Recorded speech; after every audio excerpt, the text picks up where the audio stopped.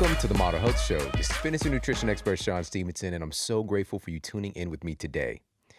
So recently, I took my family on a vacation to a place called Destin, Florida. And, everybody was saying such a great place for families, such a great place for families. And sure enough, it was a great place for families. We had a great time, spent a lot of time at the beach and going to some fun places. But I think you've probably had this experience before as well, that when you kind of disconnect and you unplug and you take a quote vacation, ideas brew. It just kind of gives you a fresh perspective. You start to think of things differently. And during this vacation, I actually spent some time watching a new show. And I'm not somebody, I'm constantly standing my ground when people tell me, you need to watch this, you need to watch that. Because I'm just like, I don't want to get involved. I don't want to, it's a slippery slope today. Once you start watching one of these, today's the like golden age of television, right? You start watching a couple episodes and then you're in, you get sucked in. You've got to try to close these loops because these producers are amazing at creating these open loops to just keep you coming back for more and more. So I don't have that kind of time. But on vacation, I was like, okay, so be it. So we watched this show called Stranger Things. And I'm kind of averse to kind of anything eerie, and it's not because, I don't have my big boy pants on, but when I was a kid, and this is a lesson, a moment in history of terrible parenting, but when I was like 5 years old, my mother and stepfather took me to the drive-in, and my little brother was maybe one, if that. And so he doesn't really remember. He was asleep. But we went to the drive-in. Guess what movie they saw?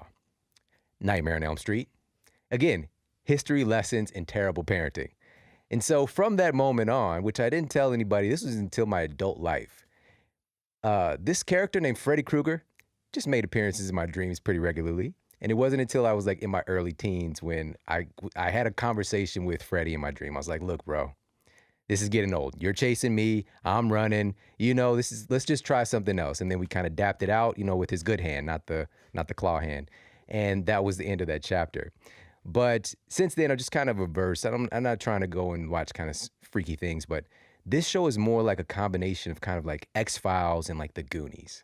And the people that are listening right now that watch Stranger Things, it's like, oh, it's such a great show. And watching the show, I thought about not only the title of itself, but Stranger Things. And I started thinking about our brain health. And, that's just the mind of Shawn, I guess. And I was thinking, what are some strange things that can help us to improve the way that we think? What are some strange things that we might not think about that can improve our brain health? And so I dove into the research and started looking for the weirdest stuff I could find. Some stuff was not too weird, but some things are pretty strange. And that's what we're going to be covering today. We're going to talk about 7 stranger things that can help to improve your memory, that can boost your brain function, and just generally make you smarter. Now, all of this goes back to a concept that we've talked about several times on the show, but one of the recent times was with Dr. Wendy Suzuki, who's a neuroscientist, and of course, we'll put her interview in the show notes. I absolutely love her. I love that episode. And we were talking about neuroplasticity and this understanding, this very clear understanding today that the brain is not set. Your brain isn't fixed. Your brain can continue to grow and to develop and change as long as you are alive. But we've been indoctrinated with this idea that this is what you get. You get here with a certain amount of smarts, you get here with a certain amount of development and potential, and that's it. And we know very clearly that that's just not the case. We have this amazing organ that's governing every single thing in our bodies, from moving our fingers to breathing, to your heart beating, to digesting your food. The governing force is residing right there between your ears. And that organ has this amazing potential that we're simply not tapping into. You've probably heard the statement that we only use a small percentage of our brain, and that's not true. We do use our whole brain, but we tend to not use it very well. And so that's what we're going to be diving into today is how can we actually utilize some very simple, but yet some of these are strange ways to improve the function of this organ and make us smarter. And speaking of which, talking about making us smarter and improving our memory, I don't know if you've gotten a chance yet to try out Alpha Brain. Now, this is a clinically proven nootropic. So what's different about this nootropic, because this is a growing field now of these different supplements to take to improve your cognition, to improve your memory, especially on the backs of the movie Limitless. Like we're looking for this magic pill that does this stuff. But what are the side effects? Because there's side effects in that movie specifically. And what we want is something that's not synthetic and something from earth-grown nutrients that have been used for, hundreds, if not even thousands of years in some cases. And that's what we have in Alpha Brain, utilizing things like cat's claw, or uno de gato, the claw of the cat, and bacopa, and things of that nature. And another big key here is that they actually did the research with Alpha Brain. On it, invested the money in doing clinical trials, which is some serious, serious money. But they really wanted to show that this actually does work. It isn't just saying, hey, try this, is going to make you do this. Try this, is going to do that. But they wanted to actually get it and look at this. And they went to one of the most esteemed places in the world to get this work done. And so there were 2 double-blind clinical trials conducted by the Boston Center for Memory. And it showed improvements versus a placebo. So it was Alpha Brain versus a placebo. And they showed clear improvements in memory, brainwave patterns, and in focus. And specifically, when we talk about memory, this was in verbal memory specifically. So this is when you're hearing somebody speak, or you're listening to a lecture, you're listening to somebody giving you some data verbally. You're much, much better able to assimilate and retain that information by utilizing Alpha Brain. And it's right there in black and white. And you guys can check out the studies over at onit.com/model. And you're also going to get 10% off of Alpha Brain and all of their other incredible supplements, their incredible foods, exercise equipment, gear, everything. You get 10% off. This is exclusive to the Model Health Show. 10% off everything, off your entire purchase. So make sure to head over there, check them out. That's onit.com/model. That's onit.com/model. And now let's get to the iTunes review of the week. This is a 5-star review titled, "If you listen to one podcast, make it this one," by Best Snowboarding Game Ever. I have been putting off leaving a review for this podcast because it's difficult to put into words how appreciative I am of this show. My husband has had symptoms of leaky gut and has been diagnosed with Crohn's. I've experienced debilitating depression most of my adult life. I never realized or understood just how important nutrition, sleep, and exercise actually matter. Shawn goes beyond the cliches and takes the time to explain exactly how your body functions and how to optimize your life to live the best version of yourself. His explanations are clear, understandable, and enjoyable to listen to. His positivity is contagious, and my moods have been improving consistently from listening to his encouraging words. My husband's symptoms have improved drastically. He covers so many topics that if a friend or a family member is suffering with a health problem, it's easy to find a relevant episode to share with them. I am eternally grateful for all of the knowledge you provide and all the love Shawn gives every week. Thank you so much for the gifts you share with the world. Oh man, that is so powerful. I'm really speechless. And thank you for sharing that message, but also thank you for sharing the progress and sharing the story. And I'm so happy for you guys. And thank you for making me a part of your life. And everybody, thank you for heading over to iTunes and leaving us those reviews. It truly means so much to me and my whole team who's actually in the studio with me and just soaking in that powerful review. So just keep them coming. If you've yet to leave a review, pop over there, leave us a review over on iTunes, or if you're listening on Stitcher or Spotify or SoundCloud, wherever you're listening, please leave us a review. Truly, truly do appreciate it. And now let's get to our topic of the day. So today we're talking about 7 stranger things that make you smarter. And we're going to kick this off with something that's pretty strange, but it works. And this little tactic here is to use your other hand. What? Use your other hand? Using your non-dominant hand can actually make you smarter. Now, to understand how using your non-dominant hand can actually make you smarter, we have to take a look at how the brain actually works. Now, your brain is divided into 2 very specific and unique hemispheres. And both of these different hemispheres work independently and in concert with each other. And the 2 hemispheres communicate information such as your sensory observations. And this is connected through the corpus callosum that connects the 2 hemispheres. Now, in general, if we take a look at these 2 different hemispheres, we have the left hemisphere and the right hemisphere.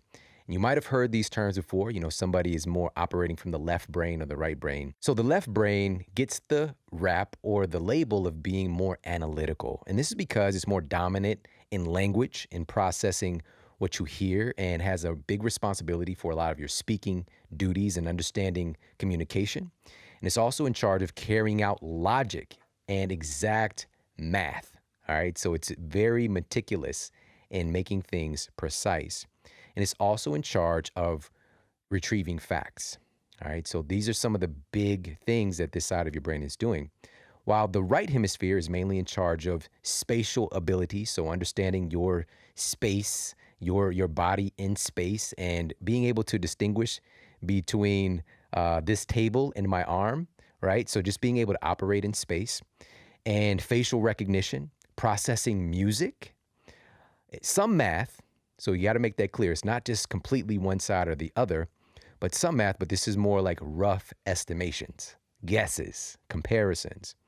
It also plays a big role in language as well, and in particular, interpreting context, right? Interpreting tone, right? Actually seeing the more subtle things that are in other people's communication. And the right brain also helps us to comprehend visual imagery and to make sense of what we see. Now, what's so interesting is that the right side of your brain controls the left side of your body, and vice versa.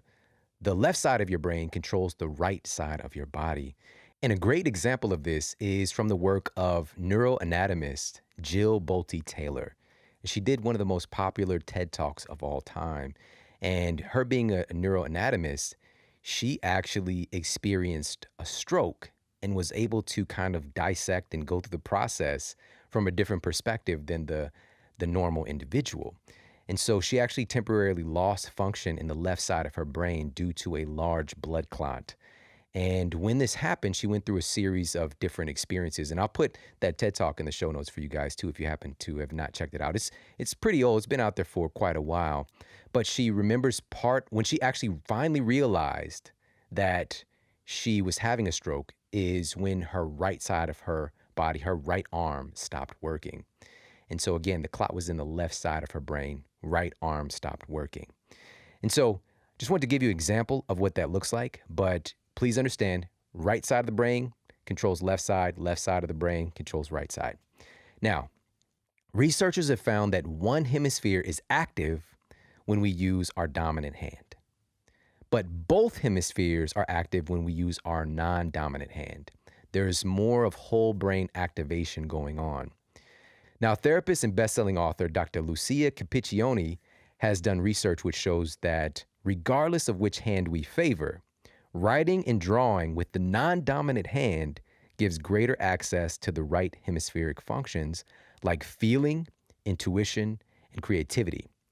She says, quote, "When a dialogue occurs between the left and right hemispheres of the brain, both emotions and thoughts are more fully expressed and understood."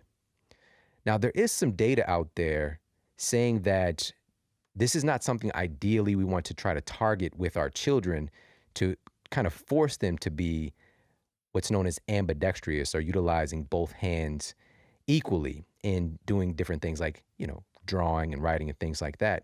It's because one side of the brain is very specific in how it's getting programmed, and it's kind of built into our genetic program for these things to unfold as we get older, as we do work and have this dominance on one side of our body. And so the research hinges on a number of studies, but mainly there are studies that are like this one, which was a study of 11-year-olds in England that showed that those who are naturally ambidextrous are slightly more prone to academic difficulties than either left or right-handers. So this was correlation, but not causation. And so there's some similar things out there, but again, correlation, not causation. So it's not something to try to push or program your kids to do these things. But as adults, what's happening behind the scenes when we start to utilize our other hand is that we're activating the other side of our brain.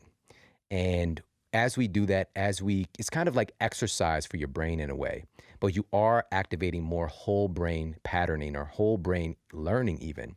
Now, another interesting thing in the research is that it's not just about forcing yourself or doing some activities using your other hand, but also looking at things that are complementary, that both hands are being used together in a complementary way. So this would be something like playing the piano, for example.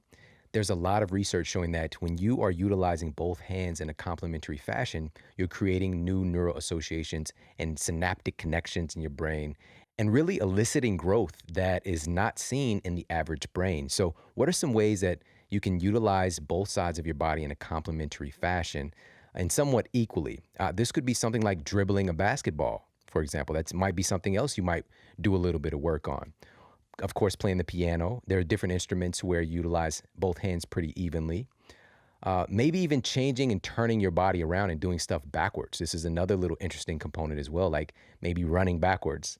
And we had on Bo Eason an episode not too long ago, who is a former NFL player, and he was a defensive back.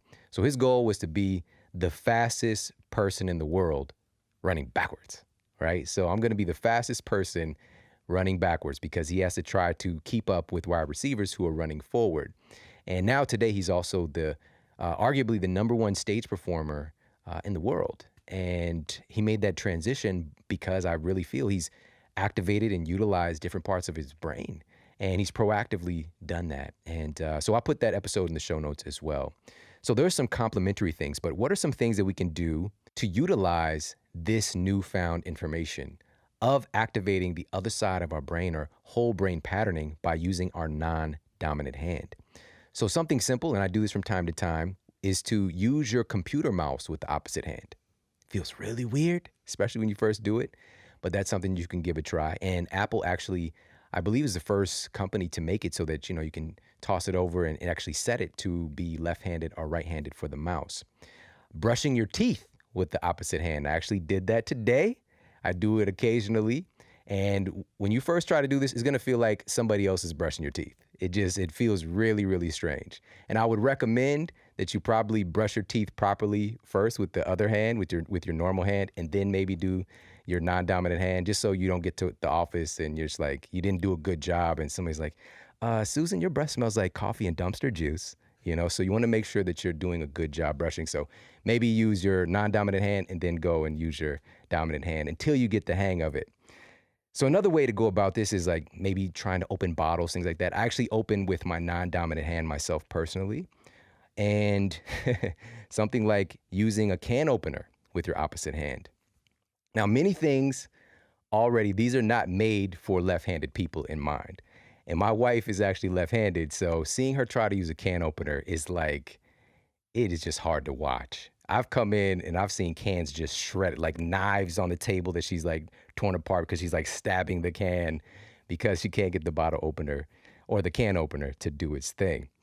So with that in mind, also she's told me stories, and shout out to everybody who's left-handed out there. The person I love more than anything in the world is left-handed, but she's just shared with me how the world has not been made for left-handed people. And we're talking about, when you look at the data, right around 80% of the population is right-handed. And there's some ambidexterity in both populations, because very few people are actually 100% left-handed. It's like 5% of the population. And same thing with right-handed. It's like 55% of the population. And then there's like this mix in between. Like take my son, Braden, for example, who's about to turn 6 years old. He actually writes with his left, but he throws with his right. And I at first, because I thought I messed this kid up. I was like, oh, I taught him to throw with the wrong hand. Oh no, I don't know what he's gonna do. Now, I'm just thinking about if he plays a sport and this kind of thing, but it's actually pretty common. And it's what he felt. It's what he chose to do. He just kind of naturally went with it. And I thought that I programmed him to throw with his right hand because he was copying or mimicking his older brother and mimicking me. But this is just what feels good to him. Another way to go about using this is washing your dishes with the opposite hand, or even washing yourself with the opposite hand. We tend to use one hand more frequently, your little bath loofah or whatever you're using to wash yourself. Also pouring drinks. You could try that. That also feels pretty weird. And be careful, okay? Be careful. You don't want to create a scene or create a mess. But this is just other things to do. Scooping protein out of your protein container, that kind of thing as well. Just as much as you can, activate that other side of your brain by using your opposite hand. And by the way, again, I brought up my wife, but another thing I just thought about when we were on the road recently, I saw her trying to put an ironing board away. It was like watching just a total massacre. It was terrible. So I came over and helped her. She was like, it was dangerous, actually. It looked pretty dangerous.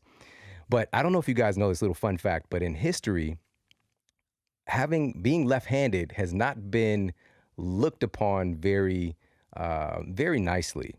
And if you look at the Latin root for the word left is sinistra or sinister. Crazy, right? While the right in Latin is dexter, as in dexterous, which means having skill with the hands. Not fair, not cool. How is one sinister and one is good with the hands? It doesn't make any sense, but then it gets drawn out, and there's such a lean on being right-handed for a lot of things in our world, from the can openers to the ironing boards to desks. My wife used to tell me about stories of how hard it was at school because of the desk. The arm rest is right there in the way of her trying to write. Also, notebooks. My my videographer, Shu, is telling me about his wife, also soon-to-be wife, is left-handed. And the notebooks, right? The spiral notebooks. So all of this stuff says, lefties, we love you, including my wife, Shu's soon-to-be wife, my son, and everybody listening who's left-handed in the left gang. You are not sinister. And as a matter of fact, using the left hand operates more of that intuitive right brain. And left-handed people, it's kind of seen that they tend to be a little bit more creative and all that good stuff. But we can tap into the benefits of both sides of our brain by activating and utilizing both sides of our body. All right. Stranger things. And this is just one. All right. So that's number one, is utilizing both sides of your body, utilizing your non-dominant hand to activate the other side of your brain. Number two in our list of 7 stranger things that can make you smarter is to occasionally change your routine. Now, this might actually sound pretty strange because we've done shows specific to building great routines, whether it's a morning routine or an evening routine that literally help you to lose fat, that help you to improve your brain function, that help you to improve your performance, that help to improve your sleep, that help to improve your focus. There's so many different areas of your life that are improved by creating a routine. So why would I tell you to change it up? You want to have habits of success, but you do not want to become complacent. All right, you don't want to become complacent. This is the key. And many of us fall into that. We get a level of success with doing the same thing over and over again, and we get, quote, set in our ways, and we become complacent, and we stop doing things to grow and evolve and maybe find something that potentially could work better. But also by changing that pattern, you're also changing your brain. So Dr. Daniel Amen, who we've had on the show as well, and he's one of the top experts in the world in brain health, and he has the largest database of brain imaging scans in the world. He's helped with the big NFL studies. He's taken brain imaging scans of everyday folks and people in high-level positions, people who are homemakers, and he has all this data compiled, and he knows quite a bit about what it takes to have a healthy, happy brain. And so he said, when you change up your routine, in doing so, you'll stimulate new parts of your brain, encouraging it to make new connections. And this goes back to what we started the show with, talking about neuroplasticity. And this is really the key. You're literally changing and growing your brain. When you simply change up your routine a little bit, your brain has to change. Now, Dr. Michael Roizen, who's been on the show as well, and he's just incredible. He did the show talking about fiscal fitness, right? Having some financial fitness, as well as how does our financial health impact our overall health. And it was just a really great show. I love that guy. And he also co-authored many books with Dr. Oz, the You books, You on a Diet, You, the Owner's Manual. So we'll put that episode in the show notes as well. But he said, quote, one good suggestion for improving your brain function in everyday life is to get out of that rut. Following the same routine every day will not stimulate your hippocampus, the part of the brain most responsible for memory. To keep your mind youthful, simply try to vary your routine at work or at home. So again, why do we want to put this in practice, and what matters most? Well, what matters most is actually creating a routine first. It's having something to change up, some consistency. And this is incredibly important for many areas of our lives. And actually, the evening routine episode at this point right now in the history of this show is the most downloaded episode. And it's been hundreds and hundreds of thousands of people have already listened to that episode. So I will put that in the show notes as well, and how it can improve your sleep quality, improve your mental function, even improve fat loss. It's crazy stuff. So make sure to check out that episode if you happen to have missed it. but we want to have a routine because that creates a pattern of success. And our brain is always looking for routine. It's always looking for ritual. It's always looking for laying down a possibility of laying down more myelin, which is kind of like an insulation over that nerve pathway. This is so you put the things that you want to do on automatic, so they're not hard to do. Maybe it's like going to the gym. Maybe it's eating the right types of foods, that kind of thing. The more we lay down more myelin so that the behavior is automatic, the better. So this means every now and then, let's change something up. It doesn't have to be drastic. It can even be something, and here's a practical tip of putting this in play, simply changing the order of the things that you're doing with your routine. So maybe, if it's a part of your morning routine and you tend to exercise, as soon as you get up, that's the first thing you do. And then you go get some hydration and maybe have some coffee. Maybe you switch it up. Maybe you get up and you go get hydrated and you have a little whack of coffee and maybe do a little work and then you exercise. Just changing up the pattern, changing up the structure a little bit and putting things in different places can help to improve your brain function. And here's one of the really big reasons why this works so well is that switching up your routine forces you to pay more attention. It forces you to pay more attention and you're not just on robot mode. Another thing is that it changes the exposure of triggers. So in your normal routine, there's a set of triggers that maybe have created negative results in your life. Maybe you have a certain routine and it ends up at Starbucks with a mocha smocha unicorn frappuccino in your hand, right? And so maybe if you don't go that way to work, maybe you won't have that same trigger show up, if that makes sense. So this is changing the trigger and it's also changing and getting you to pay more attention to what's going on, to the present moment. So here are some tips to put this in practice, and this will be a little bit more clarity on what I mean by it brings more awareness to what you're doing. So one of these tips for putting it into practice is to take a different route home from work. All right. That one simple thing completely changes your awareness. You are forced to pay more attention to your environment. Whereas when you're on automatic, like you leave the office, I don't know if this has ever happened to you, but it's probably happened to you, but you leave your office or you leave your regular place you go during the day and you're headed home and you put the key in ignition, you take off and you arrive. You arrive at your destination, but you don't remember how you got there. Like none of that data was stored. You didn't pay attention to any of it, right? That's probably never happened to you, but I'm sure that's probably happened to you, right? So this is something that everybody's probably experienced at one time or another, but we don't like to admit it because it's like, you checked out when you were driving? Where did you go, right? Where did you go? And it's just because the behavior pattern, the program is automated, right? You've done it so much, you've laid down so much myelin, you don't really need to pay that much attention and your brain's got it handled. It's not that you're becoming more dangerous or reckless, it's just your brain has put that on automation. And so taking a different route home, maybe, you take a different highway, you take a couple different back streets, you take the quote scenic route. And that's going to change your brain. It's literally going to stimulate parts of your brain and get some activity going and literally improving your brain function by simply changing up your routine a little bit.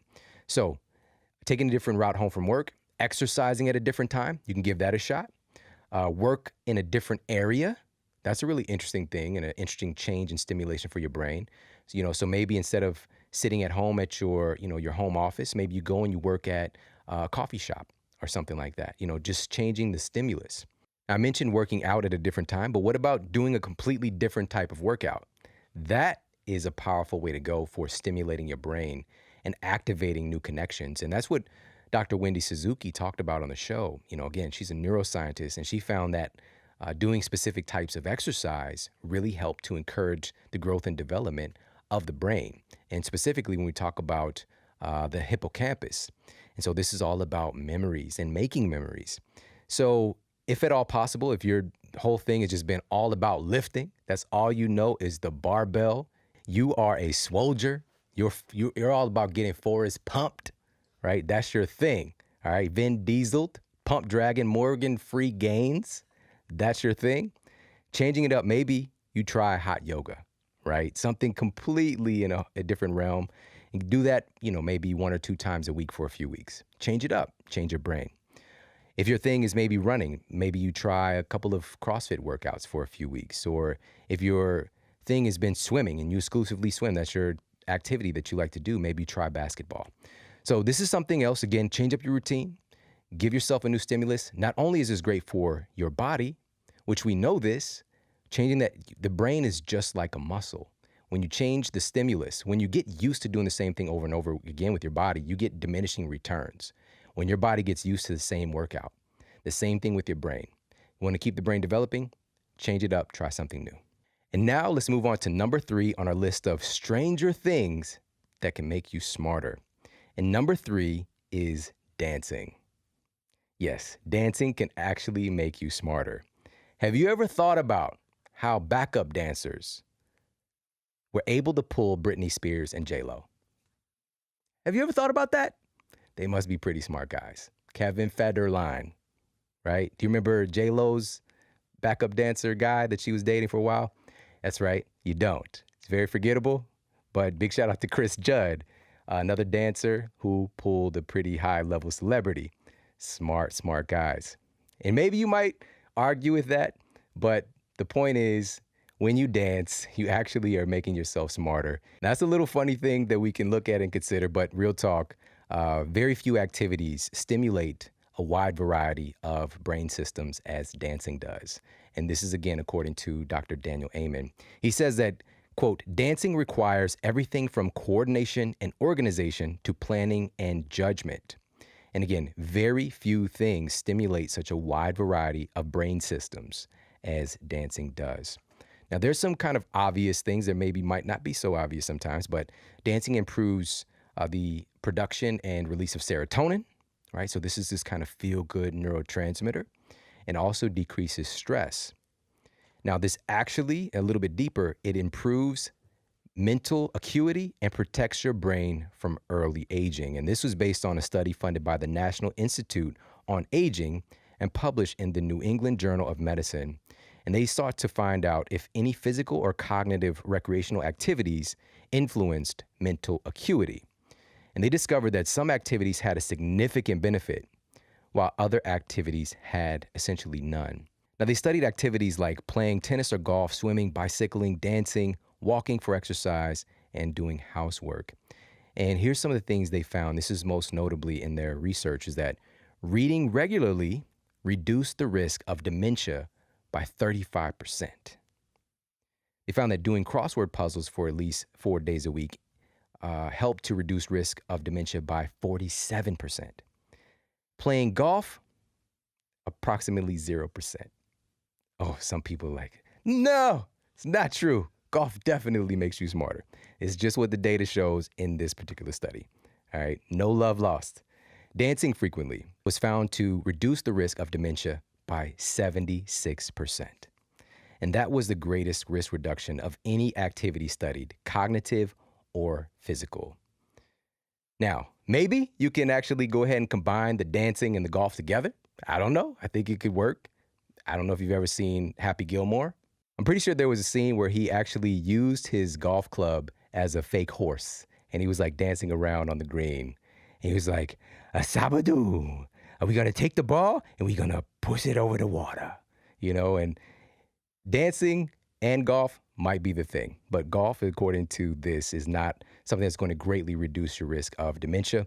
Thus, again, this is about protecting your brain from early aging, but also just improving the function of your brain right now. And of course, golf does have tremendous benefits, you know, just with getting out and walking around, social, and, you know, just the mental focus on trying to get that little ball into that little hole.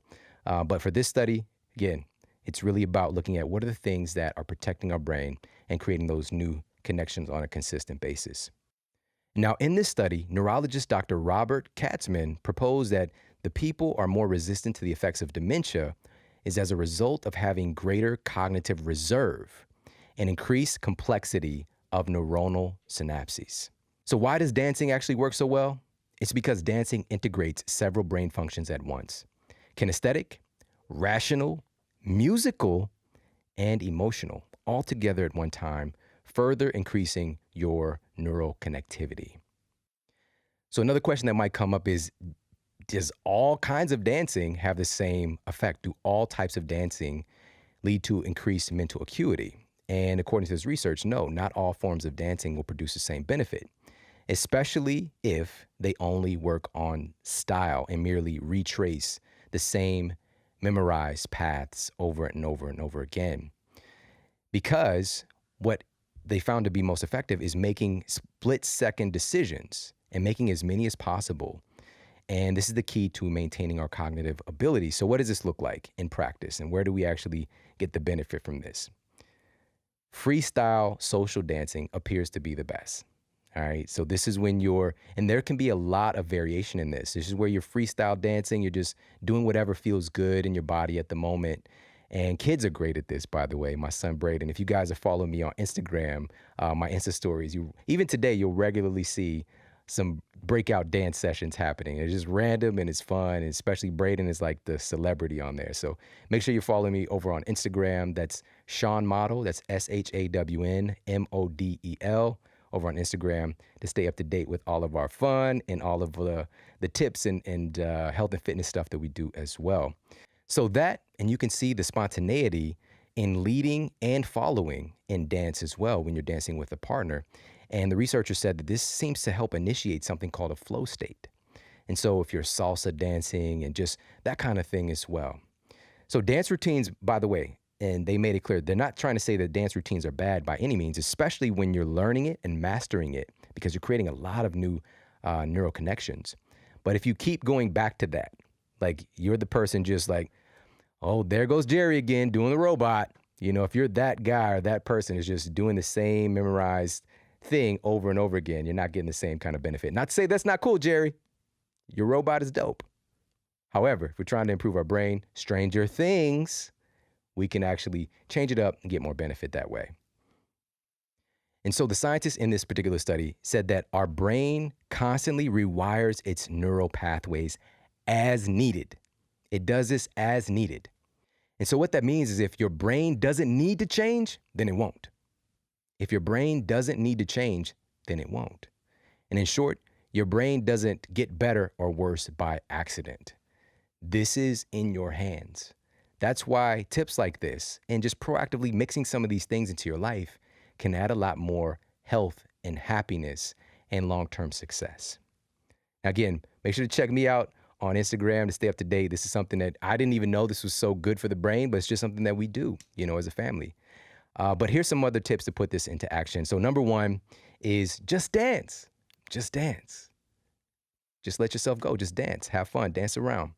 You can also take some dance classes and go and experiment. Try something new if that's what you're into. Maybe this is something that you've been wanting to do. Now you've got a more well-rounded reason to go and take some dance classes, or this might be something outside your paradigm. Like it just makes you very uncomfortable even think about going to a dance class.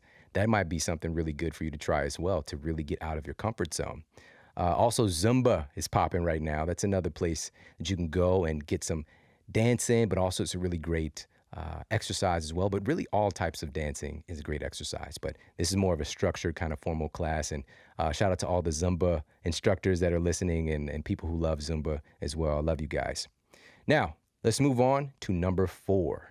So number 4 on a list of the 7 stranger things that can make you smarter might just be the strangest state that human beings can be in, which is sleep.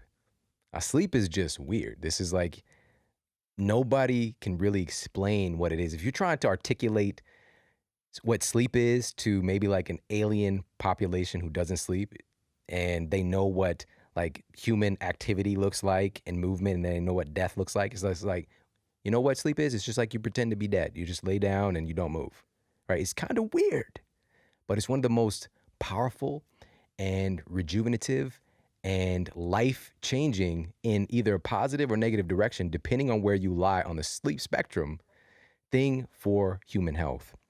And so when we look at making you smarter specifically, we look at something called memory processing. And Professor Vincent Walsh from the University College of London has described the deep anabolic, quote, slow wave sleep, that's also known as non-REM sleep, that happens earlier in the night as being crucial for encoding information and facts that we encountered during the day. Again, literally making you smarter, encoding that information, storing it so that you can actually go back and retrieve that data. And this happens, a nice chunk of it during non-REM sleep. And when he mentioned by earlier in the night, when you initially go to sleep, just say you're going to sleep for 7 hours. In the beginning of the night, when you go to sleep, your deep sleep stages are longer because you're cycling in and out of these 4 basic stages. And so this deep sleep stage is longer in the beginning of the night, and it gets shorter as you cycle through and go to each stage. It gets shorter and shorter and shorter as the night goes on. And you get more and more into REM sleep. So that's rapid eye movement sleep. And he said that REM sleep is when we encode procedural memories, like how to perform a new physical skill or a mental process. This is also when a lot of subconscious creative problem solving is taking place. A lot of problems, we don't just solve them because we put so much mental energy on them during the day and just try to really bang out and work and brainstorm and all these things. Our subconscious mind has so many different alternative methods of getting to a solution that sometimes if we just, quote, sleep on it, we come up with a better solution, right? So this is an opportunity for us to really understand this, that you're actually getting smarter when you go to sleep. This is a process called memory processing is taking place where we're taking the procedural things, the data, even what you're learning right now, and it's getting converted into your short-term memory when you go to sleep at night. And if your sleep is disrupted, if your sleep is non-apparent, then this process is getting blunted. This process of actually being able to learn information is not going to be working at its optimal level. And so an example I like to use, and this was in my book, Sleep Smarter, when we talked about how drinking alcohol before bed can affect your sleep. Now, full disclosure, this is not anti-alcohol, but this is just disclosing the data. And so the data shows that you do, in fact, fall asleep faster when you drink alcohol before bed. That's a given. It absolutely is true. And so your memory processing, again, if we look at procedural memories, right? Procedural memories, so things that are happening as things unfold, right? The process of things happening, that being stored in your short-term memory, that is happening during REM sleep. And your REM sleep is what gets suppressed when you drink alcohol before you go to bed. This is why this strange occurrence can happen. And I know, again, it's probably never happened to you, but if you drink too much and you wake up the next day and you don't really remember exactly what happened, right? You don't really remember exactly what you did. That procedural memory has been kind of screwed up because of the alcohol, because of your REM sleep being disrupted. It's something called a REM rebound effect. And again, we talk about it in Sleep Smarter. And so in the book also, I provide some strategies so that you can still get your drink on, get your sippy sip on without demolishing your sleep quality and having this unfriendly occurrence called a, quote, hangover, which is really because your sleep is so disrupted.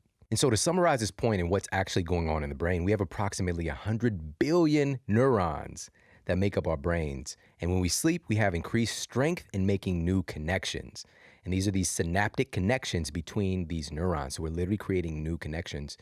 And a big part of this process is happening when we sleep. And if we're not sleeping or our sleep is not up to par, that's when we see a lot of problems. And also in Sleep Smarter, we talk about some of the relationship between improving focus, accuracy, and things of that nature. Even one chapter of the book, in chapter 11, we talk about athletes and performance and just this incredible, this particular basketball team and seeing them increase their sprint times by a full second or seeing them increase their free throw percentage significantly when they're getting more adequate sleep.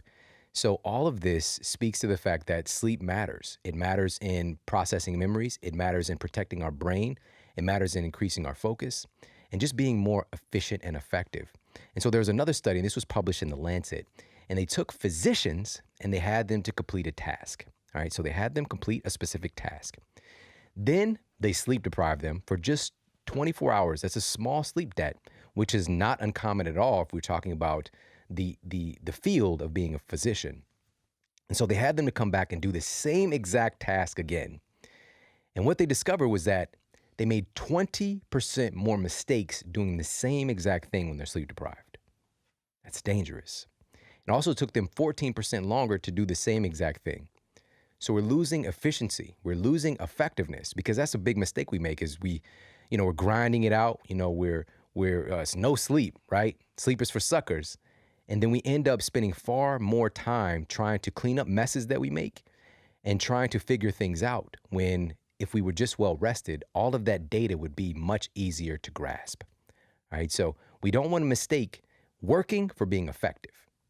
right? We want to make sure that we're showing up as the best version of ourselves, a healthy, happy, excited version of ourselves to execute on the work that we want to do. All right, so for putting practical tips into play, there are 21 clinically proven strategies in Sleep Smarter. So if you haven't read Sleep Smarter, what are you doing? Where have you been? Make sure that you check out Sleep Smarter. And you can also check it out on audiobook. And I know that a lot of people listening are big fans of audiobooks, and I am as well. And for me, I use Audible. And Audible has an unmatched selection of audiobooks. And you can actually get Sleep Smarter for free. Now, this is by taking advantage of the 30-day free trial that you get access to at audible.com/model. So that's audible.com/MODEL. And you get a 30-day free trial to Audible, and you get a free audiobook of your choice. So you could check out Sleep Smarter or any of the other amazing audiobooks that are out there. Even we've mentioned Dr. Daniel Amen, for example, and so many amazing books that he has. You can go over and hop over to Audible, take advantage of this free trial, and get yourself an audiobook of your choice. And you can take advantage of one of Dr. Amen's books as well, or many of the other guests who've been on the Model Health Show. So this is a great way to consume information because they have the largest selection of audiobooks, original audio shows, news, comedy, and so much more. And the reason that I love Audible so much is that I can listen to my audiobooks from anywhere, whether it's my iPhone or my computer, tablet, things like that. If you've got an iPod, that's what I was rocking first when I first was listening to audiobooks on the go outside of, in my car. I remember back in the day, I would have audiobooks on CD. We call this still Automobile University. And my wife just came across the other day, like, box of just all of these audiobooks and interviews and lectures that I had and that I was consuming. And, this is why I appreciate you guys so much, and why, it's such an amazing gift for us to have this kind of information available at our fingertips that we can listen to on demand. It's so powerful because this didn't exist. This didn't exist. And so we want to take advantage of that with podcasts and also with audiobooks. So make sure that you hop over there, check them out. That's audible.com/model for a free audiobook and a 30-day free trial. All right, so check them out. I absolutely love Audible. Now, let's move on to number 5 on our list of the 7 stranger things that can make you smarter. Number 5 is to go on a lower TV diet. Now, this one might be a little bit controversial because, even when I was watching Stranger Things, I'm like, I'm in. We've got to finish this like today. All right. It's so seductive. But researchers at the Northern California Institute for Research and Education in San Francisco investigated the association between sedentary lifestyles, cognitive performance, and the risk of developing dementia. And they found that people who watched a lot of television, namely 4 hours or more per day, scored significantly lower on measures of cognitive performance in middle age. Now, this is something that we kind of know. It's like one of the things that's kind of hovering around in culture that, if you watch too much TV, you're going to get, quote, programmed, right? The television programming. You're going to, of course, this is a more sedentary lifestyle. You're just going to be more unhealthy, and also it's unhealthy for our brains, according to this research. And Dr. Daniel Amen also said that people who watch TV for more than 2 hours a day specifically have significantly higher risk of developing Alzheimer's than those who watch less. So the key number here is really right at 2 hours a day, where you lie on that spectrum. Now, here's something else, guys, because I always look at both sides of the data. On the other side, it turns out that watching television is not so terrible. Now, one study found that people who watched half an hour of a television show performed better on intelligence tests than people who listened to classical music, who worked on crossword puzzles, or who read books. And this research suggests that a small amount of TV watching might help people to relax more than other activities and open up different channels in their brains.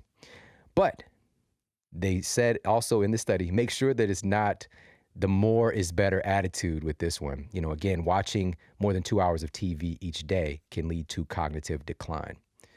So how do we take all this in? Television is an amazing asset that we all have access to, but we know that we can get sucked in. We know that it can start to take control of our lives and become a part of our evening routine or our daily routine.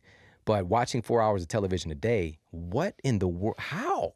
How do you have time to do such a thing? It's just like, and we're complaining about all this other stuff in our lives, about our health, about our relationships, about our finances, when we were watching so much television. And I know this, I was that guy. Like, I used to watch every baseball game that came on TV. We're talking about 3 hours a pop at least. And of course, and this is when I was in college. I would do my homework as I'm watching the game, which is, I guess, is a little bit better for your brain. But it's just like, how in the world did I have that kind of time, right? I think they had like maybe 60 of the games on TV or something like, I don't know, it was something crazy. And I watched all of them. And it was a great time. You know, we went to the playoffs. I think we even won the World Series that year. But I just realized, like, if I want to get my life together, I need to back off of this. And for me, I went full, like, cold turkey. I got my cable turned off, and it was off for several years. And through that process, I actually wrote a book. I started a show. I did all these other things to, you know, to really grow myself and to grow my reach and to grow my value. So we don't want to get caught up in the world of TV, even though there's the golden age of television for sure.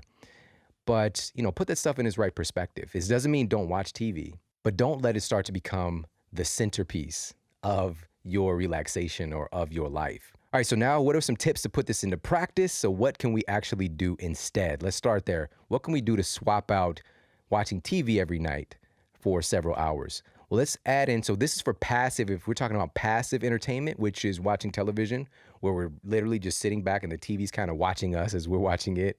Passive entertainment, this is why I love podcasts and audiobooks so much, because it's something you can, you know, sit back, pop on your headphones and just go to even a different world. You know, if we're talking about an audiobook or something like that, or these different stories that are in some of these great podcasts that are available as well. Or even just getting ourselves some more edutainment, you know, in the evening to put that into our mental Rolodex before we get ready for bed. You know, it's a great opportunity here in passive entertainment.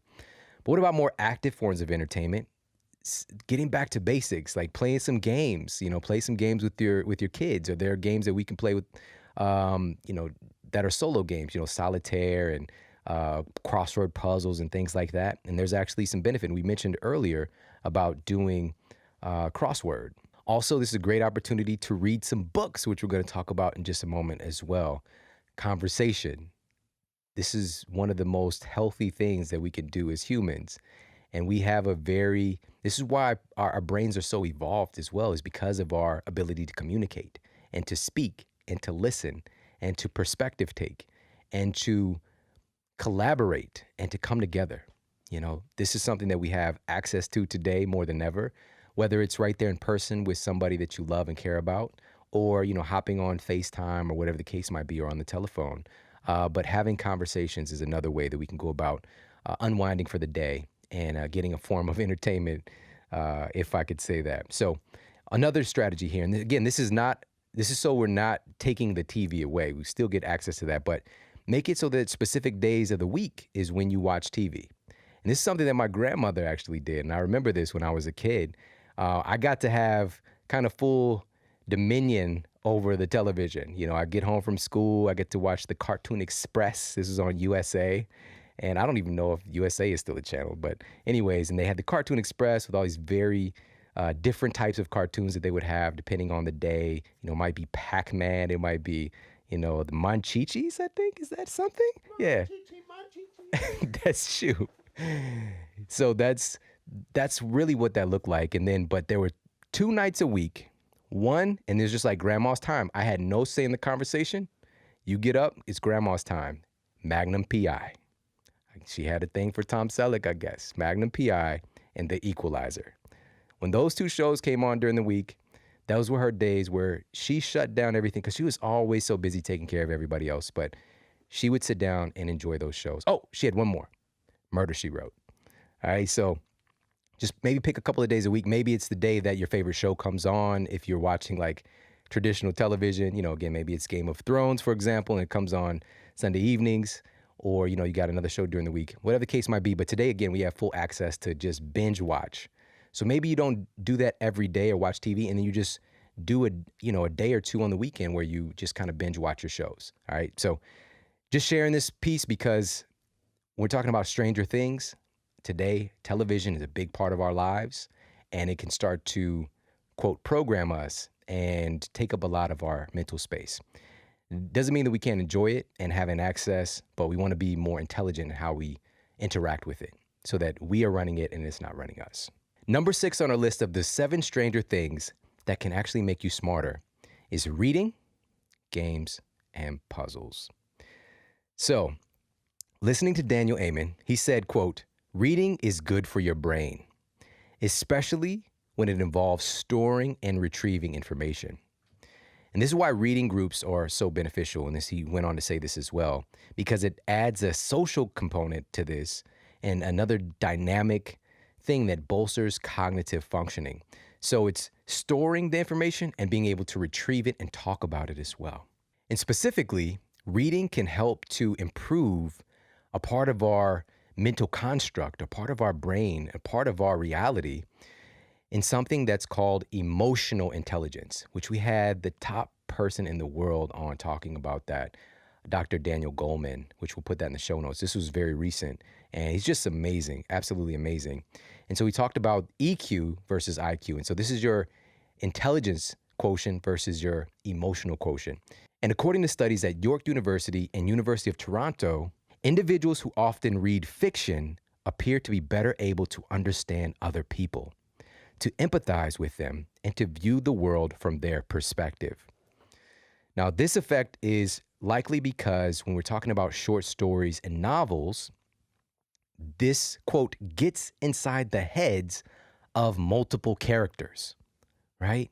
And you're trying to piece together from your own perspective by taking their perspective what their motivations are, trying to explain that, and also taking more of an omniscient viewpoint, and kind of all-knowing perspective, because you have to make sense of these different characters' perspective. So this is something to take advantage of. And we talked about this with Dan Millman as well, who's recently been on the show. And he wrote a wonderful fiction book called The Hidden School, and also his classic that everybody knows about, The Way of the Peaceful Warrior. And so those fiction books really help to bring to life parts of your brain that can lie dormant and not very active. But again, taking advantage of this, reading some fiction, which I used to think was just not productive. So there were years I spent, if it's not about a nutrition book or something related to fitness or personal development, I just wasn't interested because I thought it wasn't productive. And boy, was I wrong. Reading fiction has been one of the great gifts that I've kind of added to my life. And I don't always read fiction, but at least once a month, I'll dive into a fiction book and kind of carry that through and maybe read it for a week or two and get through a fiction book. So I frequently add this piece in, and I would recommend that you consider doing the same thing. And another great thing to add in with this particular point of these 7 stranger things is adding in some games and puzzles. There are tons of studies on the benefits of games. So this could be classic games like Scrabble, Battleship, and Connect 4. Your brain is literally operating and finding different creative ways to try to compete, to try to win. And so just engaging in that, playing with your kids, playing with your significant other, this is a great thing to add into the mix here. And also there's studies on video games. Again, a small amount of playing video games can actually be very beneficial for your cognitive function because you get creative at problem solving and also putting yourself into the perspective of the character in the game, sort of like a book. So again, something to consider. And also I mentioned earlier when we talked about the study of how dancing can improve your brain function, but I mentioned how doing crossword puzzles at least 4 days a week statistically showed a 40% reduction in risk for dementia. All right, so other things to add into the mix, stranger things that actually make you smarter. And finally, number 7 on our list of these 7 stranger things that make you smarter is speaking out loud. Speaking out loud. What does that even mean? Well, there was a study published in the Journal of Experimental Psychology, Learning, Memory, and Cognition that found that test subjects consistently learned words faster when reading them aloud versus reading them silently. And this is something known as the production effect. Now, the researchers stated that the production effect represents a simple but quite powerful mechanism for improving memory for selected information. And this is the key here, because it only seems to work well in a certain way. Reading all of the words aloud did not score better than reading all of the words silently. It's when half of the words are read aloud and half of the words were read silently. And one of the things that they know about helping memory is something called distinctiveness. And this is when we tend to remember the oddballs in what we're trying to learn pretty well. And an experimental example of this is an idea called the von Restorff effect. And so this is basically if you're giving a list of, we'll just say a long list of exotic fruits for you to remember. But one of the items on the list doesn't quite fit. So maybe it's like a catcher's mitt on the list. And so you're far more likely to remember the catcher's mitt in that list because it's the oddball. And so in other words, when you are working to remember these words, you have a list and some of them are read silently and some are read aloud. The ones that are read aloud tend to stick out more. They're more distinct. They're the oddballs. But if you just try to read all of them aloud and use that as the memory technique versus just reading them all silently, statistically, we don't see a big advantage. In other ways that speaking out loud seems to make us smarter is through teaching information. And I love the quote that says, when you teach, you get to learn it twice. And a lot of people today are actually afraid to share their gift, to share their knowledge, to share the things that they know because they feel like they're going to be giving their secrets away. But in reality, our knowledge is like a candle that's burning from within our souls. When you share that light with somebody else, you're not dimming your own light. In fact, when those two souls come together and two candles come together, the light actually burns brighter. And when you walk away, you still have your light. And now you've helped to light the candle of someone else. And so that they're able to shine bright and to share that with somebody else. And we can continue to share this and to light more candles and to share our gifts and talents with the rest of humanity. And that's what it's really all about, not withholding and disclosing and hoarding and trying to keep everything for ourselves, but to be able to share our gifts and our talents and our capacities. And that's what it's really about. So when you teach, you get to learn it twice, and it actually makes you smarter. You're learning how to take the information that's within your own brain and to articulate it and to share it. And I love the statement from Einstein that says, if you can't explain it simply, then you don't know it well enough. And so that's what I really strive to do with the Model Health Show, is to bring a level of simplicity, because this isn't about making things complex and out of bounds for people and difficult to understand. It's about making it easy to assimilate and to attain so that we can get it and we can share it. And then that person can share it and that person can share it, and we can create a real movement. And so how do we put all these things together for this particular tip? Well, number one is to simply recite things back. We were talking about earlier in utilizing some words spoken aloud versus reading everything aloud or reading everything silently. The things that you want to remember, maybe it's a key point for a speech you're doing or something that you're trying to learn so that you can share it, or even for your own personal data, you actually learn it faster when you recite things back and you speak a little bit of it out loud. The other tip here is to teach someone, even the information that you learned here today. You take this information and you teach it to someone else. Maybe it's a couple of the tips that you learned today. Maybe it's something very specific. Whatever the case might be, you take it and you pay it forward. When you teach, you get to learn it twice. So that's how we do it. And whether it's with the podcast, whether it's with books, whether it's with information that has something to do with your career or your relationship, when you teach it, you get to learn it twice. So continue to teach, continue to be a lifetime student, and this is how we're going to make real change on our planet. And I appreciate you so much for being on this mission along with me. And I hope that you got a lot of value out of this episode today. Our 7 stranger things that could actually make you smarter. If you did, please make sure to share this out on social media. Share it on Facebook, on Twitter, Instagram, wherever you like to hang out. And of course, you could tag me, and I truly do appreciate that. And we've got some amazing guests and show topics coming up. So make sure to stay tuned, because it's just going to keep getting better and better and better. We're going to keep going to another level together. I appreciate you so much. Take care. Have an amazing day, and I'll talk with you soon.